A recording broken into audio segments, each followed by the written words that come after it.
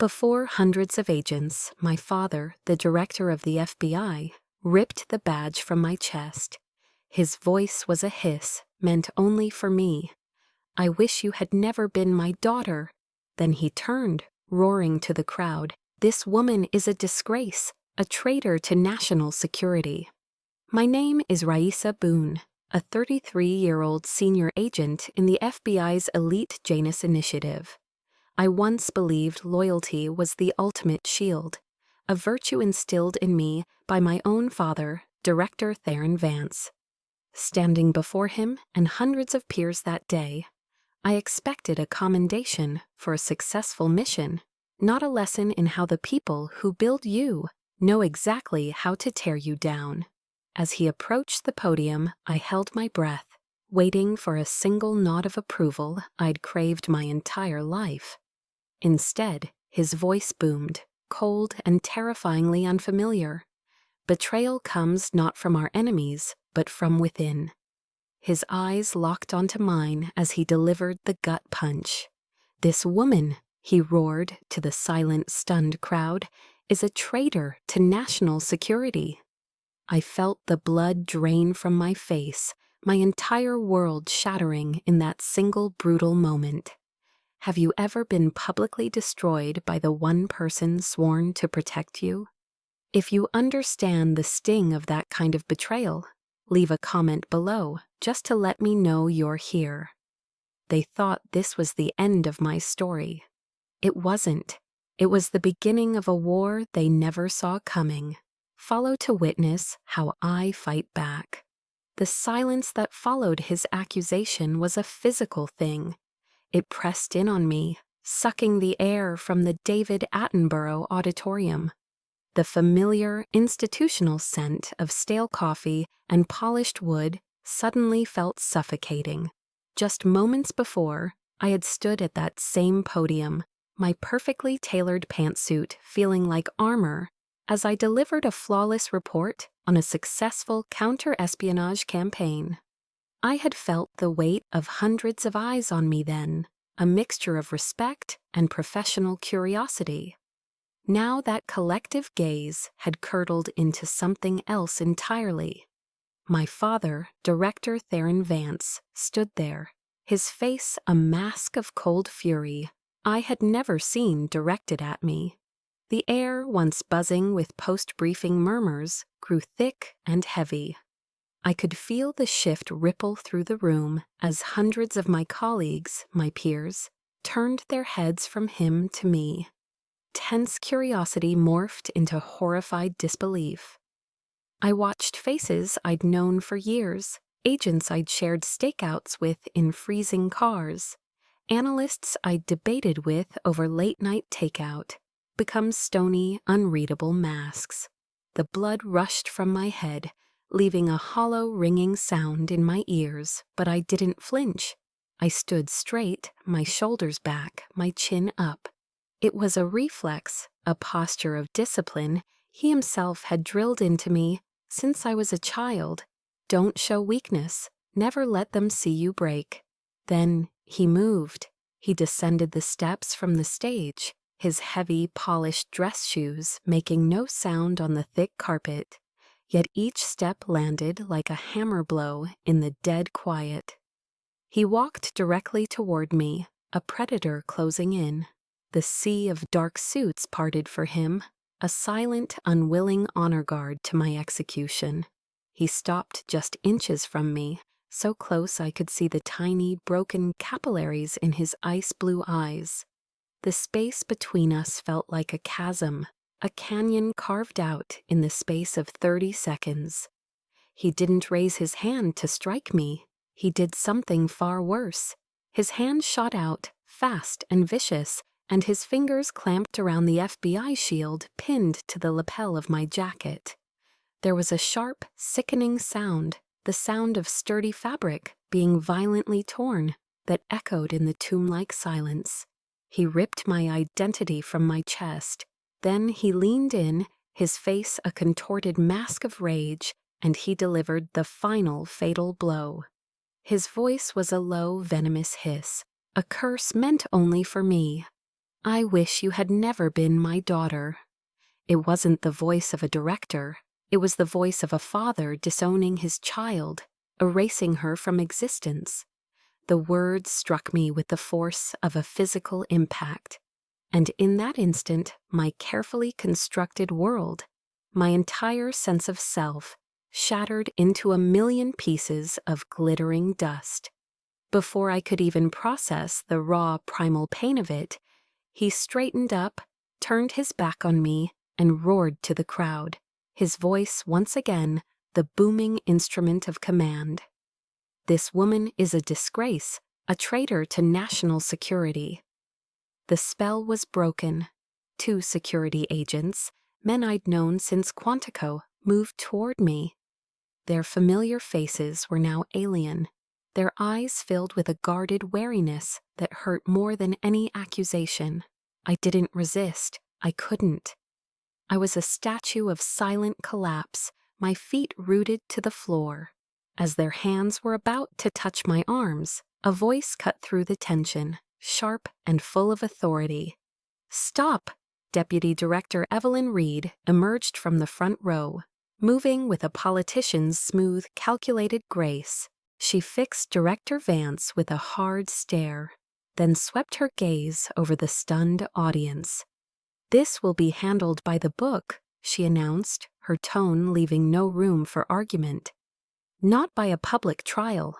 She walked directly to me, her expression a mask of controlled sympathy.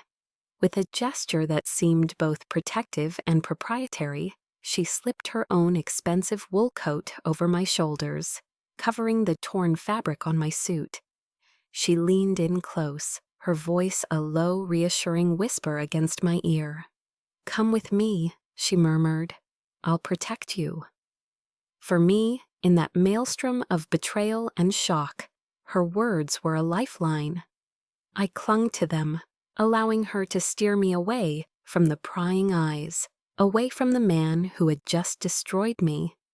I had no way of knowing I had just been rescued by the shark, and she was leading me into much deeper, darker waters. The warmth of Evelyn Reed's coat was a lie. The moment the heavy steel door of the security room clicked shut behind me, the borrowed comfort vanished, leaving me in a sterile white box that was colder than any winter night. The shock that had shattered my world in the auditorium had receded, leaving behind a hollow, ringing numbness. I was no longer an agent, no longer a daughter. I was a specimen in a jar, placed here for observation by my supposed protector. The low, monotonous hum of the ventilation system was the only sound, a constant drone that seemed to amplify the silence in my head. And in that silence, the ghosts of the past began to speak. My mind drifted back to a sweltering June day in Quantico, Virginia.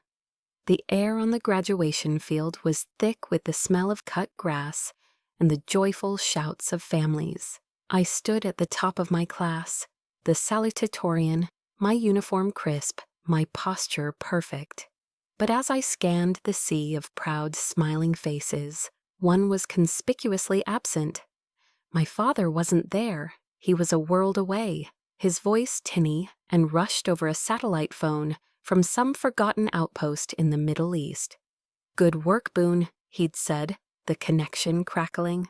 "Now the real work begins."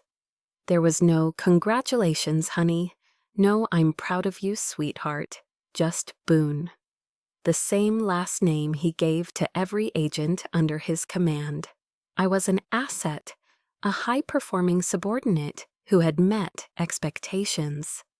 I stood alone on that field, watching other fathers wrap their daughters in fierce, proud hugs, lifting them off the ground in celebration.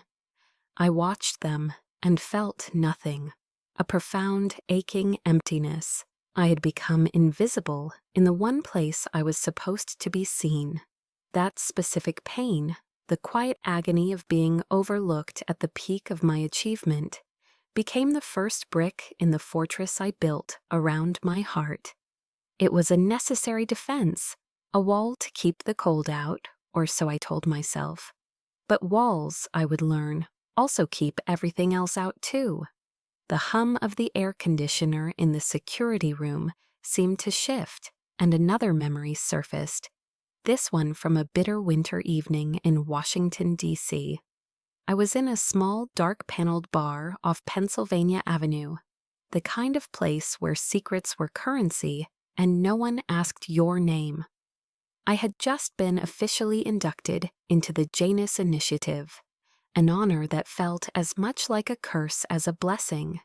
It meant a life in the shadows, a commitment so absolute it erased everything else. I had told my father earlier that day. He'd simply nodded, a curt, dismissive gesture that said, this was the expected trajectory. It was just another step in the career path he had laid out for me. There was no acknowledgement of the sacrifice, of the life I was giving up. But that night, Julian Croft, the legal counsel for Janus, sat across from me in the booth. Julian was a quiet man, with eyes that saw more than he ever spoke of. He didn't offer congratulations or platitudes. He just listened as I spoke, then slid a small, worn, leather-bound book across the sticky table. It was a copy of Meditations by Marcus Aurelius. For the long nights ahead, he said, his voice low. It was such a simple gesture, yet it struck me with the force of a revelation. For the first time, someone had acknowledged the burden, not just the glory. Someone saw the weight I was about to carry, the solitude that would become my constant companion. My father saw a tool being sharpened for his arsenal. Julian saw a human being stepping into the darkness. That book became my silent confidant, a tangible reminder tucked away in my go-bag that someone, somewhere, had once truly seen me. Not Nix, the operative, not Boone, the agent, but Raisa. Back in the cold, white present, the drone of the vent was a steady, maddening pulse. I stared at the one-way security glass, seeing only a faint, distorted reflection of myself, a ghost in a white room, and in that moment, the map of my life laid itself bare. The cruelty my father had shown me today wasn't a sudden storm. It was the hurricane that had been gathering force for 33 years. Every ignored achievement, every moment of withheld affection, every time I was treated as a project instead of a person, it was all a prelude to this. He had forged me into a weapon of logic and justice, taught me to hunt monsters, but had never once shown me the love a daughter deserves from her father. The searing pain in my chest from his words began to cool, to change its state. It was no longer a hot, liquid agony. It was hardening, compressing under the immense pressure of a lifetime of hurts, crystallizing into something new, something cold, sharp, and unbreakable. A diamond of pure, cold rage taking shape in my soul. I looked at the pale, blurry woman staring back at me from the glass. Her face was a mask of exhaustion, but her eyes held a new, dangerous light. You wrote your story, I whispered to the reflection, my voice raspy, unfamiliar. You wrote me as a villain, a footnote in your legacy. I pushed myself to my feet, the strength returning to my limbs, fueled by this newfound icy resolve. This wasn't about revenge. Revenge was a hot, messy emotion. This was about justice. This was about truth. Now, I promised the woman in the glass, I write mine. The diamond of rage in my soul was a cold comfort, but it was also a lens. It sharpened the world, burning away the fog of grief and shock, leaving only the hard, tactical realities of my situation. I was a prisoner. My name was being destroyed in the world outside, and my warden, my supposed savior, was a woman whose motives were as opaque as the one-way glass on the door. Hours later, Evelyn Reed returned. She carried a standard-issue FBI cafeteria tray, the kind that smelled faintly of industrial dish soap. On it sat a Salisbury steak swimming in a glossy brown gravy, a scoop of instant mashed potatoes, and a pile of sad, overcooked green beans from a can. It was a meal of profound indifference, a corporate gesture masquerading as care. "You need to eat, Raisa. Keep your strength up," she said, her voice dripping with the same practiced sympathy she'd used in the auditorium. She slid the tray onto the small metal table. I picked up the fork, the plastic flimsy in my hand, and took a bite. It was tasteless, textureless. As I chewed, Reed sat across from me, her posture relaxed, but her eyes were sharp, analytical. The debrief began, disguised as a friendly chat. "The hostiles in that last operation," she started, her tone casual. "The ones who got away. Was there anything unusual about their communications? Anything that felt off?" I kept my expression neutral, feeding her sanitized by-the-book answers. But with every question, a new layer of her agenda was revealed.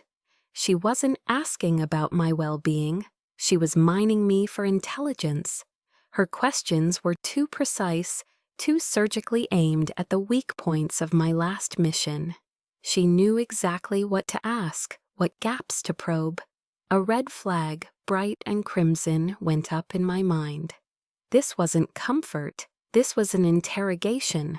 Evelyn Reed wasn't protecting a fallen agent. She was stripping an asset for parts. She finally left, leaving me alone with the half-eaten, pathetic meal. The silence returned, but now it was charged with suspicion. I was in a cage, and the zookeeper was testing the locks. I felt a surge of frustration, of helplessness. I was a master of strategy, a ghost who could move through the world unseen, and I was trapped in a white room, my fate in the hands of a political operator. The walls felt like they were closing in. My mind flashed to the worn, leather-bound copy of Meditations, to Julian, and to the passage he had underlined for me all those years ago. The impediment to action advances action. What stands in the way becomes the way. The words echoed in my head, a quiet stoic philosophy cutting through my anger. The obstacle is the path, this room, this prison. This was my new arena. My isolation was a weapon, if I chose to see it that way. It gave me time to think, to analyze, to plan. Reed thought she had me contained, but she had only given me a command center. The rage in my chest cooled further, solidifying into pure, strategic focus. That focus was tested in the dead of night. I was jolted from a light, restless sleep, not by a noise, but by the sudden absence of it. The constant low hum of the ventilation system had ceased. A heartbeat later, the red emergency strobes on the ceiling began to flash, painting the white room in silent, pulsing waves of crimson light. But there was no alarm, no siren, a silent drill. My training kicked in before my mind had time to process fear. This was a test, a psychological probe, or a threat. Instead of panicking, Nyx took over. In the disorienting, flashing darkness, I moved with fluid efficiency.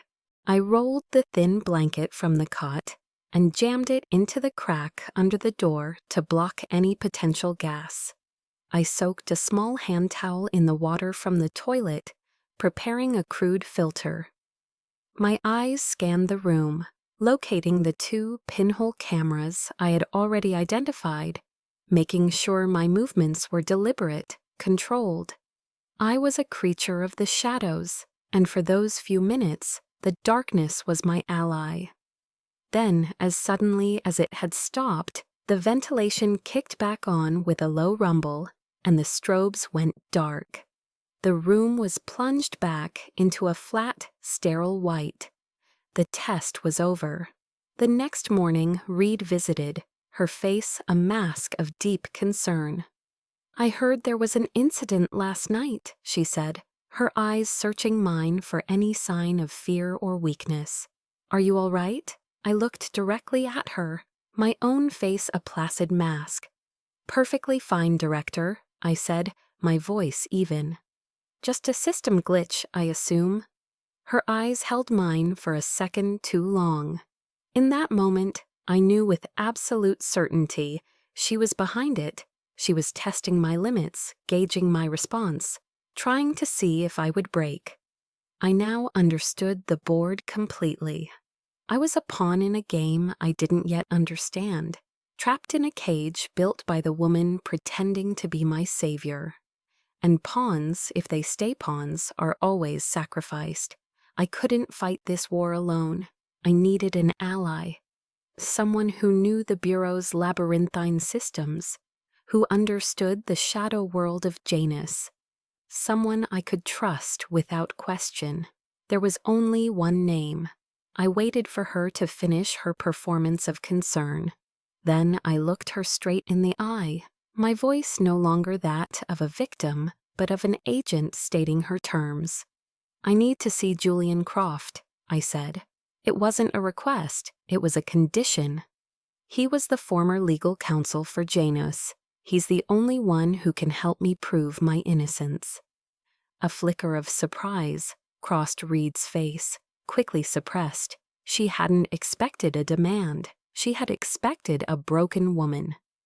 After a long, calculating pause, she gave a slow, deliberate nod. "Very well," she conceded, her voice tight. "But the meeting will take place here, under my supervision." "Fine," I replied, my heart hammering against my ribs. The first move on the board was mine. The game had begun. When they brought Julian Croft in, a wave of relief so potent it almost buckled. My knees washed over me. He looked older, the salt in his salt and pepper hair having gained significant ground since I'd last seen him. But the sharp, intelligent light in his eyes was unchanged. He was the calm center of any storm. But my relief was short-lived, strangled by the cold reality of the room. We weren't allowed a private meeting. He was led into an adjacent chamber, and the only thing connecting us was a thick, multi-layered sheet of security glass. He was a visitor at a maximum security prison, and I was the inmate. Evelyn Reed's disembodied voice crackled through a speaker mounted on the wall. "Julian, Ms. Boone has requested your counsel. For transparency, this entire session will be recorded and logged." Julian's gaze flickered from me to the small, dark dome of the camera on the ceiling, a look of profound disgust tightening his jaw. He didn't waste a single word acknowledging Reed. Instead, he walked to the glass and placed his palm flat against it. My heart leaped. Without hesitation, I mirrored the gesture, my own palm meeting his, through the cold, unyielding barrier. It was an old, unspoken signal from the early days of the Janus Initiative, a silent pact between operatives. The walls have ears. Trust your gut. In that single silent moment, our alliance was reforged, a secret handshake performed in plain sight of the enemy. We were a team again. The chess match began. "All right, Raisa," Julian started, his voice the dry, uninspired monotone of a lawyer going through the motions. He began spouting procedural nonsense, citing obscure federal regulations and evidence-handling protocols. A verbal smokescreen of legalese designed to bore our observer into complacency. Pursuant to Title 28, Section 0.85, we need to review all evidentiary chains of custody, specifically those pertaining to your recent casework. But woven into the jargon was a second hidden language, our language. "I think we should start by revisiting the Nightingale case file," he said, his eyes fixed on mine. Nightingale, a deep cover operation from 5 years ago that had exposed an illegal wiretapping ring. His meaning was clear. We are being listened to. Everything is compromised. And within that file, he continued, shuffling papers he'd brought with him, I'd pay special attention to evidence receipt 404. Receipt 404. In Bureau IT speak, a 404 error means not found. He was telling me something had been deleted. Something was missing from the official record. I understood instantly. I had to look for the holes, the gaps in the data, the digital ghosts. I played my own move. Of course, Julian, but we'll need to cross-reference that with the intake logs from the Cerberus vault, I replied, my voice just as flat. Cerberus, the codename for the FBI's most secure, triple-redundant evidence repository. I was telling him the missing data was high-level and its disappearance was intentional. Our conversation was a masterpiece of misdirection, a ballet of coded words performed for an audience of one. To Reed, we were two professionals discussing legal strategy. To us, we were mapping out a battlefield, identifying targets, and planning a counterattack, all through the impenetrable shield of shared history.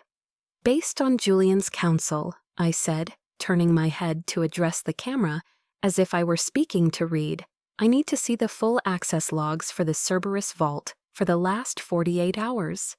Every entry, every exit, every query. There was a pause. Reed, wanting to maintain her facade of a helpful collaborator, finally responded, her voice smooth as silk over the speaker. A reasonable request. I'll have the data streamed to your terminal. A few moments later, lines of green text began scrolling down the monitor in my room. It was a fire hose of raw data, thousands of entries, indecipherable to the untrained eye. But my eyes were trained for this. I scanned the timestamps, the agent ID numbers, the authorization codes, and then I saw it, a single line of code that screamed like a siren. At Ijowu 2:17 a.m., the access card belonging to SAIC Kaylin Thorne, Special Agent in Charge Kaylin Thorne, was logged scanning into the west entrance of a secure 100-meter-long data corridor. At that exact same second, 02:17 now, his card was also logged scanning out at the east entrance. It was physically impossible. Not even an Olympic sprinter could cover that distance in less than a second. Looks like a system glitch, Reed's voice commented from the speaker, laced with a casual, dismissive tone. I'll have IT look into it. But I knew it wasn't a glitch. A system glitch is random. This was precise. This was a signature. It was the unmistakable digital footprint of a cloned keycard, a ghost in the machine used to create a fraudulent alibi. It was the first thread of the web that had been woven to entrap me. Someone had framed me, and they had used Kaylin Thorne's credentials to do it, or Thorne himself was the spider at the center of it all. I looked up from the screen, my eyes meeting Julian's through the glass. I gave him the slightest, almost imperceptible nod. He nodded back, his expression grim but resolute. Reed could listen all she wanted. She could watch our every move, but she couldn't see the silent message that passed between us in that moment. The hunt had begun. The hunt was on. With the discovery of Thorne's cloned keycard, we had our first solid thread. But a conspiracy this sophisticated, this deeply embedded within the Bureau's infrastructure, wouldn't rely on simple messages. It would need its own private, untouchable record. And Janus had built just the thing for a situation like this. From my terminal, I watched as Julian, working under the guise of reviewing standard case files with Reed's permission, executed a series of complex keystrokes. It was a sequence I knew by heart, a digital incantation to open a door that officially didn't exist. On his screen, the familiar blue and white interface of the FBI's mainframe dissolved. replaced by a stark black screen with cascading lines of glowing green code. He had accessed the shadow ledger. It was Janus's greatest secret, a completely independent, parallel record-keeping system built on a rudimentary form of blockchain technology. Every action, every report, every suspicion logged by a Janus agent was recorded immutably. It couldn't be altered, couldn't be deleted, not even by the director himself. It was a weapon of absolute truth in a world of shadows and lies, and Reed had no idea it was there. Searching for keyword Thorn, Julian's voice came through my earpiece. A separate, secure channel we had established. The system cross-referenced decades of data. A moment later, a file appeared. It was an old case note I had written myself years ago during an operation in Baltimore. I remembered the case vividly. Something had felt wrong. Julian read my own words back to me. Subject Sake Kaylin Thorne. Evidence handling is flawless. All protocols followed to the letter. He paused. Note concludes, Thorne is too clean, suspiciously clean. A cold chill went down my spine. My gut had been screaming at me back then, and I had logged it in the one place I knew it couldn't be erased. Thorne had been on my radar for years. Just as we were about to dig deeper, the door to my room opened. A junior agent, looking nervous, addressed the camera on the wall. "Director Reed, ma'am, something's happening. It's all over the news." Reed's voice crackled over the intercom, sharp and annoyed. Put it on her monitor. The data stream from Julian vanished, replaced by the live feed of a major 24-hour news network. And there was my face, a stern-looking official photo, plastered across the screen. The chyron at the bottom of the screen screamed in bold yellow letters, FBI in crisis, legendary agent NWX. Accused of treason. My blood ran cold. A so-called national security correspondent was speaking gravely, his voice filled with manufactured authority. Sources high within the Bureau describe a rogue agent, a fallen hero who used her unparalleled skills and access to sell state secrets. The narrative was the same across every channel, quoting the same anonymous senior officials. It was a coordinated character assassination, a blitzkrieg aimed at destroying me beyond repair. They weren't just trying to frame me within the FBI, they were burying me in the court of public opinion. A wave of pure, helpless rage washed over me. I was trapped, forced to watch as they murdered my name, and I couldn't do a single thing. My hands clenched into fists, my nails digging into my palms. "Raisa, breathe." Julian's voice cut through the noise in my ear, calm and steady. "This is part of their plan. Don't let it work. Ignore the noise. Focus on the data. The truth is in the machine, not on the screen." He was right. I took a deep, shuddering breath, forcing the rage down, channeling it.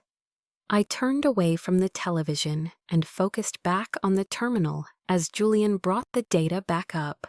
The world could scream all it wanted. The only thing that mattered was finding the proof. And then we found it, a torrent of it. We discovered that the key surveillance video that supposedly placed me at an illegal data drop was a sophisticated deepfake.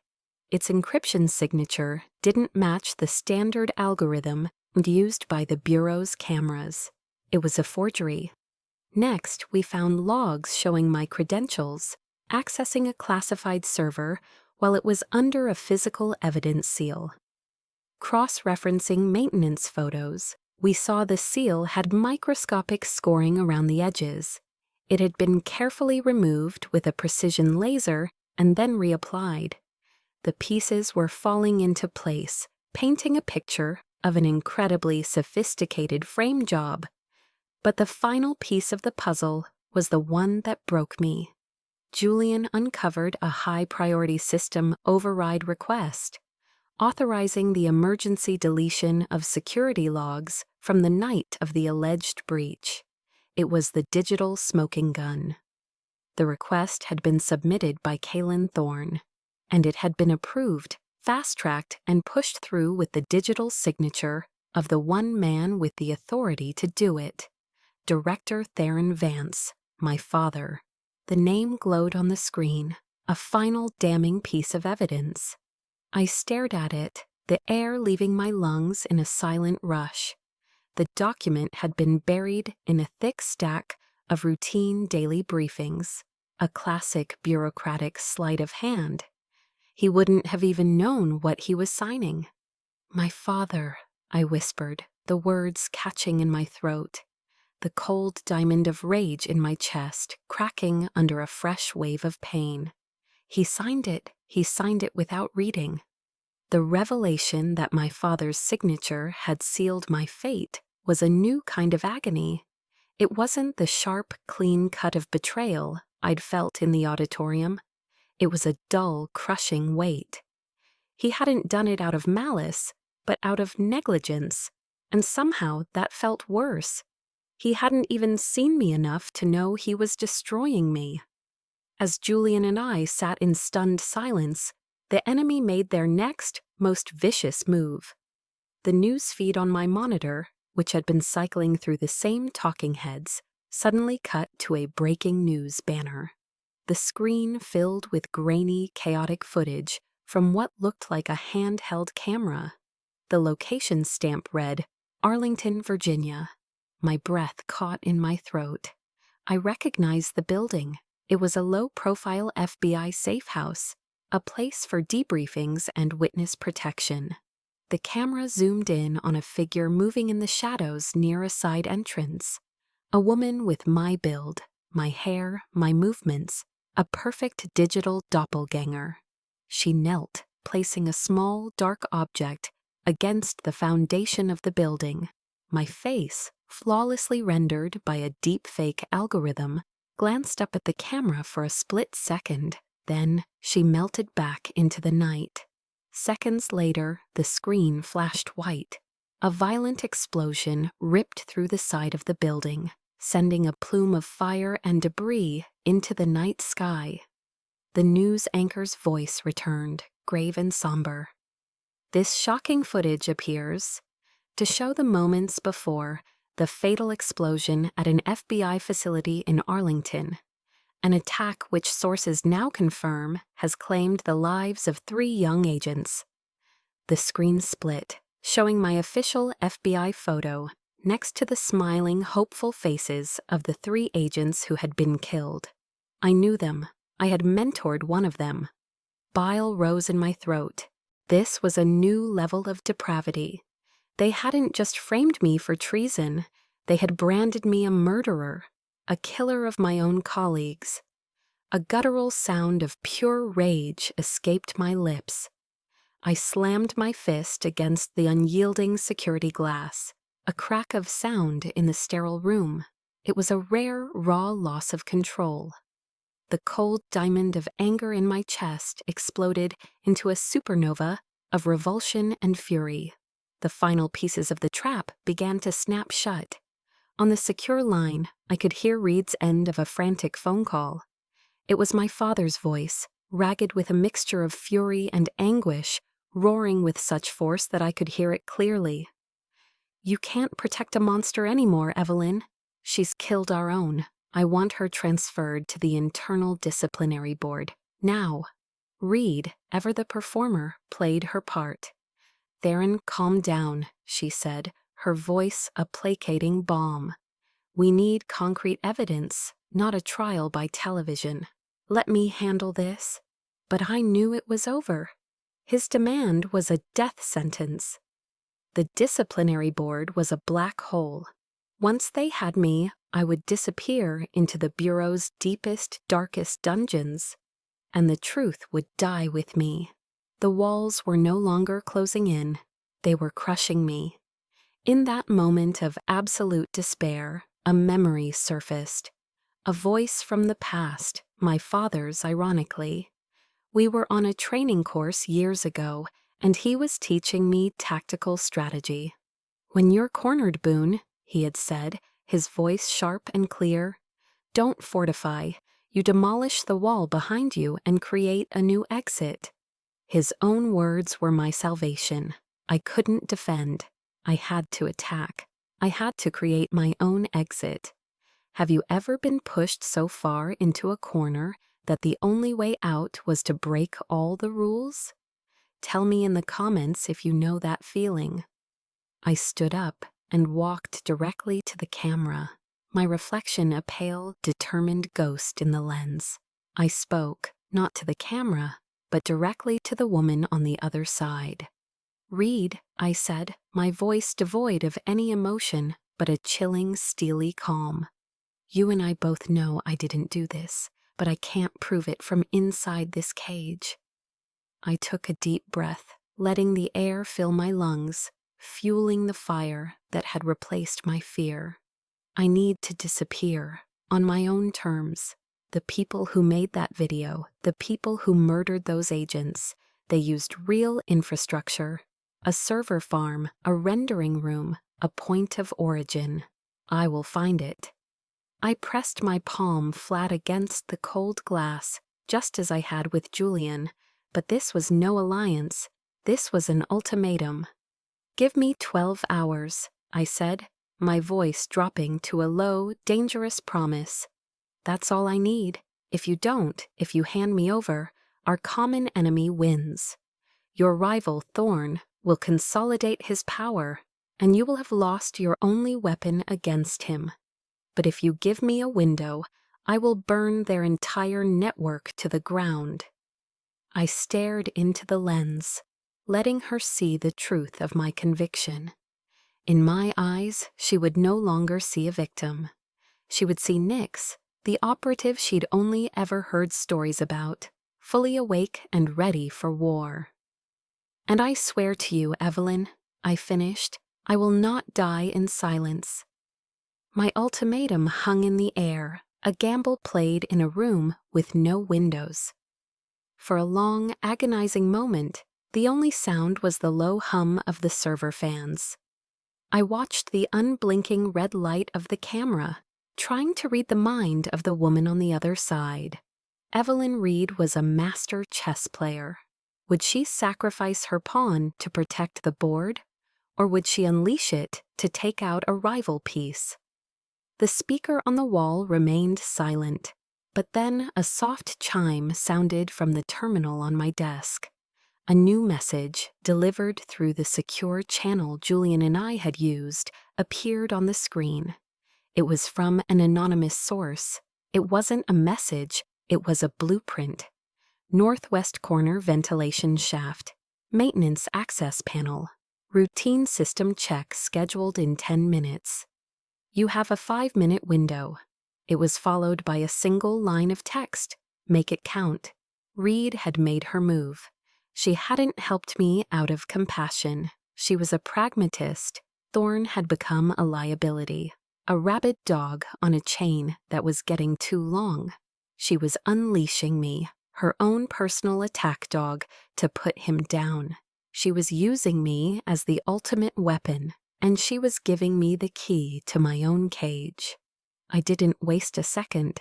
The clock was ticking. I snapped the thin metal frame of my reading glasses at the joint.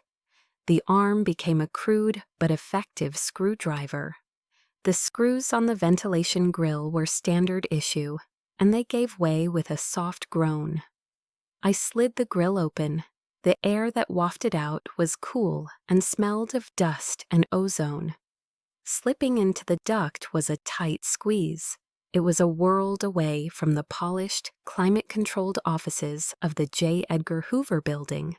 Here, in the guts of the machine, it was dark, cramped, and dirty. This was my element. The skills of a Janesfield operative, dormant for so long, surged back to life. I moved through the narrow, branching tunnels, my body contorting to fit the space.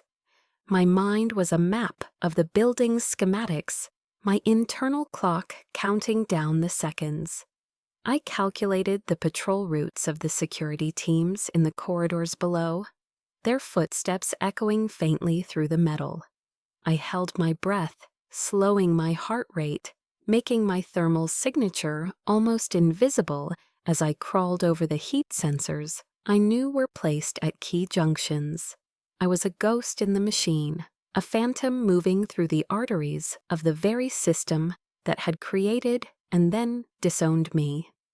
The irony was a bitter taste in my mouth. I had once walked these halls as a legend. Now I was crawling through them like a rat. My destination was the central data vault, the heavily fortified heart of the Bureau's digital empire. I had only minutes before the system check would begin and my window would slam shut. I dropped down from a service hatch into a darkened utility closet. The silence of the server room beyond the door a low, powerful hum. I bypassed the lock and slipped inside. Rows upon rows of black server towers stood like monoliths in the cold, conditioned air, their blinking green and amber lights the only illumination.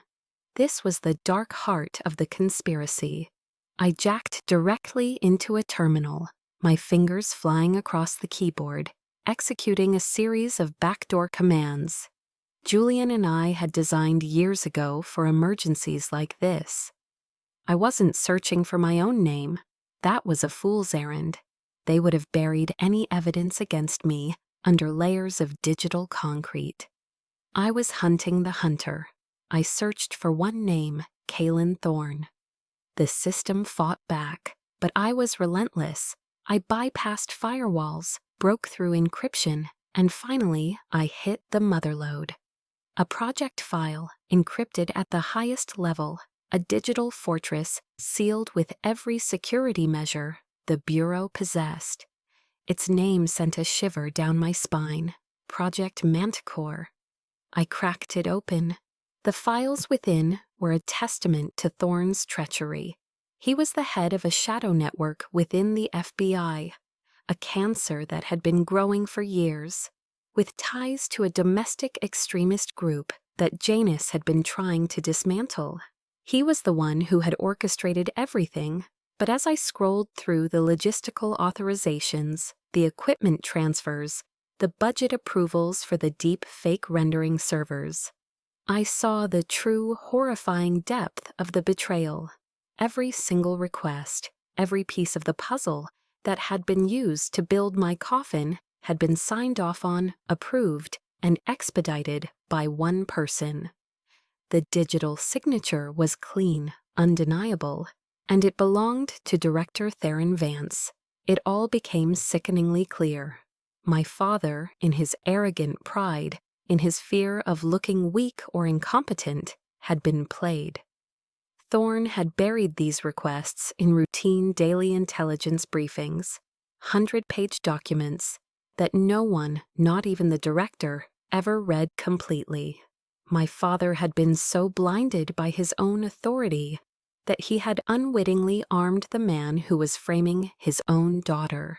He had handed them the gun, the bullets, and the license to kill my career. Tears welled in my eyes, hot and sharp, blurring the glowing green text on the screen. I swiped them away with the back of my hand, a furious, frustrated gesture. There was no time for grief, not now. I initiated the download of the entire Manticore file. The progress bar began to crawl across the screen, and then the door to the data vault hissed open. I spun around, my heart stopping in my chest. Kaylin Thorne stood there, a smug, triumphant smile on his face, a pistol held steady in his hand. "Game over, Nix," he said. The low hum of the servers was the only sound in the cavernous data vault. The progress bar for the Manticore file download was agonizingly slow, each percentage point a small victory. My back was to the door, every nerve ending screaming, but I couldn't look away from the screen.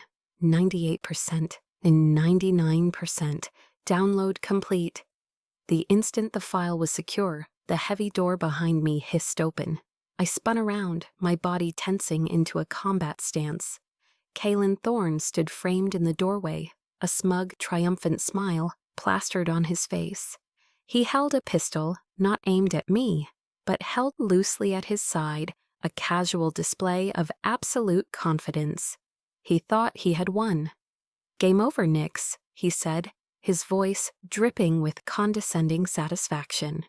He took a step into the room, letting the door slide shut behind him. "You've been a ghost in my machine for far too long. It's time to be exorcised."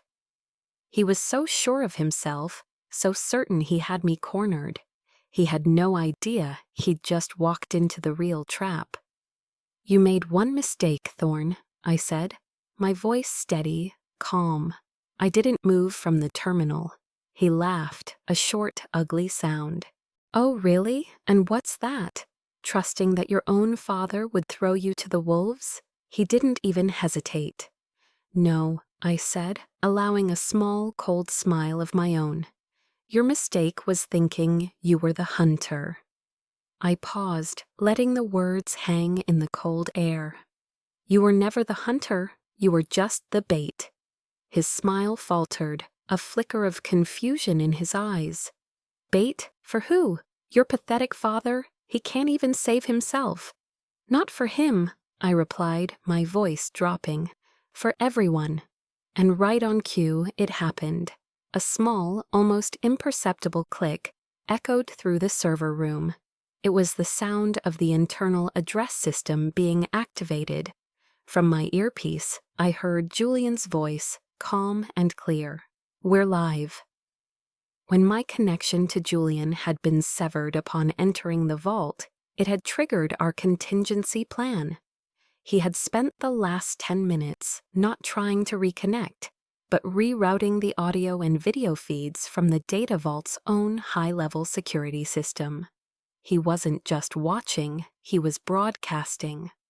Thorne's smug voice, captured by the vault's microphones, suddenly boomed from the small speaker on the wall. "Game over, Nix. You've been a ghost in my machine for far too long." The color drained from his face. He stared at the speaker in horror, then at me, the realization dawning. His own words, his own confession, were being piped directly to a secure channel. A channel being monitored by Evelyn Reed, by the heads of every major department, by the very people he was trying to impress. "That deepfake video was a work of art, wasn't it?" I continued, my voice clear and projective, speaking for our audience. "Killing those agents was a bold move. Did you enjoy giving the order?" "You can't prove anything," he snarled, but the panic was evident in his eyes. He raised his pistol, but his moment of hesitation was all I needed. I kicked the rolling chair at the terminal into his knees, sending him off balance. In the same motion, I lunged forward, not at him, but at the emergency fire suppression panel on the wall. I slammed my hand on the button. Instantly, the room was filled with a deafening roar as halon gas erupted from nozzles in the ceiling, displacing all the oxygen. Thorne choked, his shot going wild, ricocheting harmlessly off a server rack. I was already moving, holding my breath, my training allowing me to function. For minutes in an anaerobic environment, I disarmed him with 2 swift, precise strikes, my hand closing around the downloaded data drive on my belt. As he collapsed, gasping for air, I was already at the emergency exit, the Manticore file secure. The ghost was gone. The aftermath was swift. In a closed hearing held in a secure conference room deep within the Hoover building, the evidence was presented. Thorne, now in custody, had confessed to everything. The mood in the room was a mixture of grim relief and quiet fury. Then, my father, Director Theron Vance, was called to speak. He looked like he had aged a decade in a matter of days. His face was a roadmap, of grief and exhaustion. He stood before the panel, not as a director, but as a broken man. "I am guilty," he began, his voice raw, heavy with a weight that seemed to crush him. I signed the documents that armed Kaylin Thorne. My pride, my refusal to appear anything less than in complete control blinded me. "That is my failure, and I will accept the consequences." He paused, taking a ragged breath. "But I need you to understand why."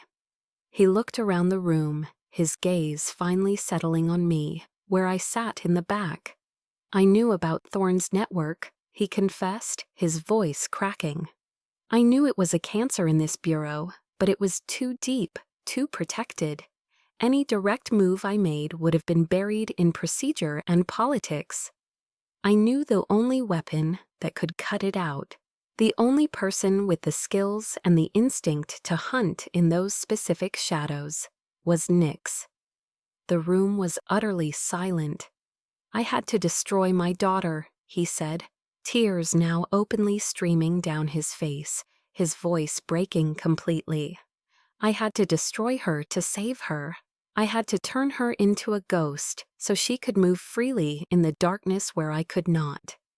My public accusation, my disavowal, it was the only way to sever every chain, every official tie, to set her free to do what only she could do, to give her the one thing I never could, the freedom to fight without rules." A collective gasp went through the room. I stared at him, my mind reeling, unable to process what I was hearing. The single most cruel act of my life, the wound I thought would never heal, hadn't been an act of rejection. It had been a desperate, monstrous, and heartbreaking act of sacrifice. The storm had passed, but the silence it left behind was deafening. The world now knew the truth about Kaylin Thorne and Project Manticore. My name had been cleared, but the victory felt hollow, a ghost of a triumph, because it was overshadowed by the aftershock of my father's confession. His words echoed in my mind, a terrible, looping refrain. I had to destroy my daughter to save her. A few days later, we met, not in his grand office or my sterile holding cell, but in a neutral, empty conference room on the 3rd floor. The air was still and heavy. There were no titles between us now, not director and agent, just a father and a daughter, separated by a chasm of secrets and pain. He looked smaller, diminished by the weight of his choices. The formidable presence that had once filled every room he entered was gone, replaced by a weary fragility. "I'm not asking for your forgiveness, Raisa," he said, his voice a hoarse rasp. "There's no forgiving what I did. I needed you to know. In my heart, you were never the traitor." I looked at the man who had built me and broken me in equal measure. I saw the cold, ruthless logic of his plan, a brutal piece of Cold War calculus that only a spy master of his generation could conceive. He had sacrificed his queen to win the game. I was the queen. I understood the strategy, but understanding didn't erase the scars. It didn't warm the cold spot in my soul where a father's love was supposed to be. "I know," I said, and it was the only truth I could offer him. It was not forgiveness. It was not condemnation. It was a painful, quiet acceptance of a devastating truth. His love was as complex, as dangerous, and as damaging as his work. We sat in silence for a few moments longer, two strangers bound by the same last name, before I stood up and walked away. The next day I was summoned to the director's office. Evelyn Reed sat behind the great mahogany desk, the Washington Monument framed perfectly in the window behind her, like a symbol of her newfound power. She was now acting director, and she wore the title like a bespoke suit. "Raisa," she said, her smile wide and brilliant, "you are a hero. The Bureau, this country, owes you a debt of gratitude." Her voice was filled with polished admiration. She gestured to the chair opposite her. The Janus Initiative is being reinstated with full funding and expanded operational parameters, and I want you to lead it. She slid a thick, leather-bound portfolio across the desk. It had my name on it. Inside was a new future, a chance to reclaim everything I had lost and more. It was the ultimate prize. But as I looked into her eyes, past the flawless mask of a supportive mentor, I saw it. For the first time, I saw the truth hiding in their depths. It was a cold, calculating glint, a flicker of triumph that had nothing to do with justice. And suddenly, all the pieces clicked into place. The glitch that had allowed me to see Thorne's cloned keycard, the unfortunate security incident in my holding cell, the 5-minute window she had given me to escape. It hadn't been luck. It hadn't been help. It had been stage management. She hadn't been my protector. She had been my handler. Why? I asked, the question simple, direct. Why did you help me? Reed's smile never faltered. Because Thorne was a rabid dog, Raisa, a threat to the stability of this institution. And you, she said, leaning forward with a conspiratorial warmth, you were the perfect weapon to put him down. Then her smile vanished. It didn't fade. It was extinguished, leaving her face a cold, blank slate. But now, she said, her voice dropping to an icy whisper, the weapon has served its purpose. Her hand moved beneath the desk. I heard a soft click, followed by the heavy metallic thud of the office door's magnetic lock engaging. A faint hiss, almost imperceptible, started from the air vents. A colorless, odorless gas. My blood ran cold. Your father had a good plan, Reed said, rising from her chair, her voice as cold and sterile as the room I'd been held in. A very dramatic, very emotional plan. But my plan is better. She walked around the desk, her eyes devoid of any emotion at all. He wanted to save you. I just want to clear the board. The horrifying truth hit me with the force of a physical blow. I had just escaped one prison, only to walk willingly into a far deadlier one. The air was already growing thin, the edges of my vision starting to blur. My protector had been the puppet master all along, and she had just cut my strings. The hiss was the only warning I got, a faint, almost imperceptible sound from the air vents, followed by the scent of bitter almonds. My training screamed cyanide derivative, my lungs seized, the edges of my vision began to swim. Reed's trap was brutally efficient. In 60 seconds, I'd be unconscious. In 3 minutes, I'd be dead. But Nyx doesn't die in a cage. My survival instinct overrode the panic. I held the last breath in my lungs, my mind a whirlwind of calculations. The windows, they were thick, reinforced, bullet-resistant. But they weren't unbreakable. Ignoring Reed, I grabbed the heavy, ergonomic office chair she had offered me. With a guttural roar, I heaved it with all my strength, aiming for the corner of the massive window where the glass was weakest. The first impact sent spiderweb cracks across the surface. The second shattered it. A blast of cold, damp DC air rushed into the office, a life-giving vortex that blew the toxic gas back and away from me.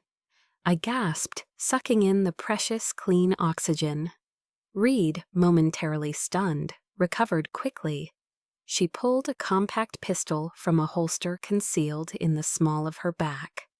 You should have died quietly, Raisa, she snarled. But I was already moving. She was a politician. I was a predator. She fired, but I had already dived low, rolling behind the massive mahogany desk. Her shot went high, shattering a framed photo on the wall. I came up on the other side, the thick, leather-bound portfolio she had given me now in my hand. I threw it hard, like a discus, aiming for her face. It struck her on the side of the head, not enough to injure, but enough to disorient her for a crucial half-second. That was all I needed. I closed the distance between us. She tried to bring the gun around, but I was already inside her guard. The fight was short, brutal, and silent. It wasn't a brawl, it was a disassembly. A wrist lock that sent her pistol clattering to the floor.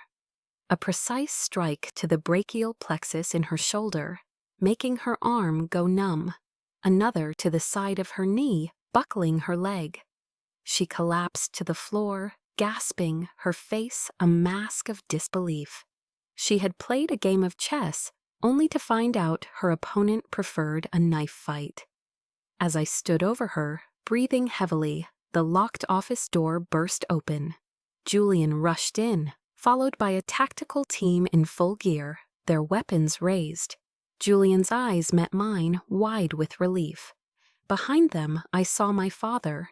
He didn't enter the room, just stood at the threshold, his face a torrent of conflicting emotions. He had anticipated Reed's final move. He had sent help. The game finally was over. 6 months later, the dust had settled. Evelyn Reed's trial was a media sensation, a spectacular fall from grace. The complex tragic legacy of Theron Vance was re-evaluated, and he quietly retired, disappearing from public life. And I was fully, completely, and publicly exonerated. The Bureau, in a grand gesture of reconciliation, offered me the world. I stood once more in the director's office, Reed's old office. The offer was on the table, full command of the newly reinstated and funded Janus Initiative. It was everything I had ever worked for. The power, the resources, the authority to operate in the shadows I knew so well. I looked out the window at the Washington Monument piercing the sky, a stark white needle of power. I could have it all, but I no longer wanted it.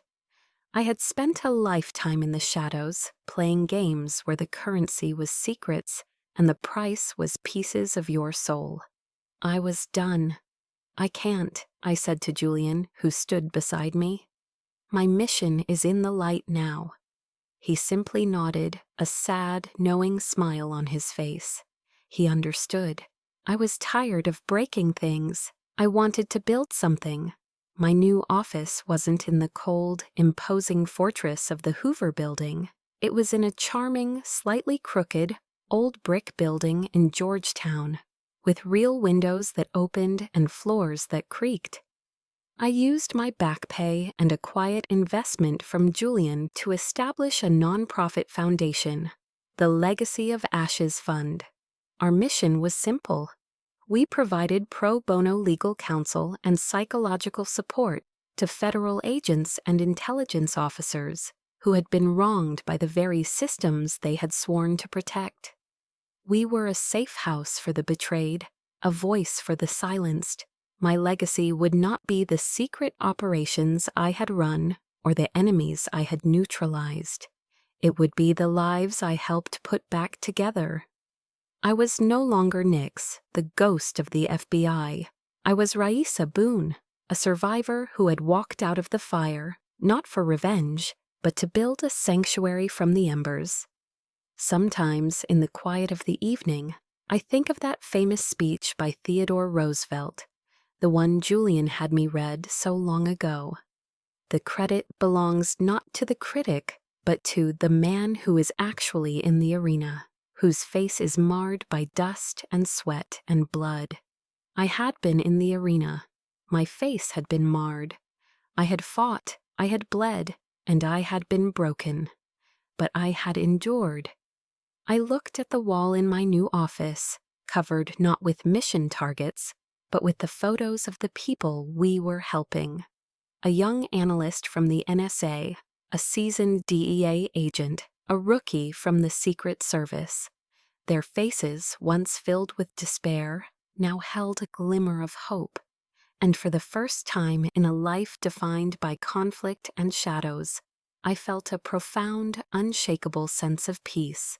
I had finally won. My story began with a betrayal that nearly erased me, but it ended with a truth I built for myself.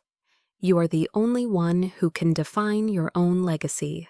Many of us have been in our own arenas, fighting battles that no one else can see.